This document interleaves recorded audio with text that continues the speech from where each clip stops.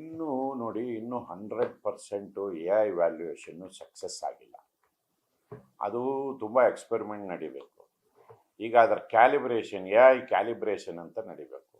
ನಾವು ಈಗಾಗಲೇ ವ್ಯಾಲ್ಯೂ ಆಗಿರೋ ಸ್ಕ್ರಿಪ್ಟ್ಗಳನ್ನ ಎ ಐ ಮನಲ್ಲಿ ಮಾಡಿ, ಎ ಐಗೆ ವ್ಯಾಲ್ಯೂಯೇಷನ್ ಮಾಡಿದ್ರೆ ಏನಾಗುತ್ತೆ, ನಾವು ಮಾಡಿರೋ ವ್ಯಾಲ್ಯೂಯೇಷನ್ ಏನಾಗುತ್ತೆ ಅನ್ನೋದನ್ನು ಕಂಪೇರ್ ಮಾಡಿ, ಭಾಳ ಟೆಸ್ಟ್ ಮಾಡಿ ಅದನ್ನು ನಾವು ತರೋಬೇಕು. ಅದಕ್ಕೆ ನಾವು ಸುಮಾರು ರಿಸರ್ಚ್ ಪ್ರಾಜೆಕ್ಟ್ಸ್ನ ಕೊಡೋಕ್ಕೆ ತೀರ್ಮಾನ ಮಾಡಿದ್ದೀವಿ. ಅದರ ರಿಸಲ್ಟ್ ಬಂದ ನಂತರ ನಾವು ಅನೇಕ ಕಂಪ್ನಿಗಳು ಬರ್ತಾ ಇದ್ದಾವೆ.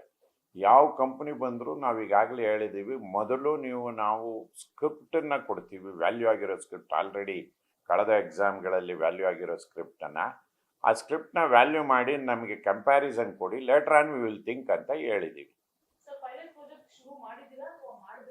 ಮಾಡಬೇಕು. ಕಂಪ್ನಿಗಳು ಮುಂದೆ ಬಂದಿದೆ, ನಾವು ಹೇಳಿದ್ಮೇಲೆ ಅವ್ರ ಪುನಃ ವಾಪಸ್ ಬರ್ತೀವಿ ಅಂತೇಳಿ ಇನ್ನೂ ಬಂದಿಲ್ಲ.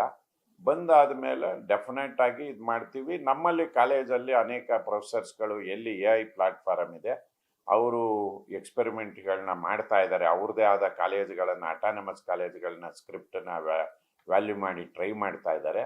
ಆ ರಿಸಲ್ಟ್ ಏನಾದ್ರು ಸಕ್ಸಸ್ ಆದರೆ ನಾವು ಅದನ್ನು ಇಂಪ್ಲಿಮೆಂಟೇಷನ್ಗೆ ಪಾರ್ಟ್ ಬೈ ಪಾರ್ಟ್ ತಗೋಬೋದು. ಇಲ್ಲಿವರೆಗೂ ನಮಗೆ ಯಾರೂ ಕೂಡ 100% ಸಕ್ಸಸ್ ಅಂತ ಹೇಳಿಲ್ಲ.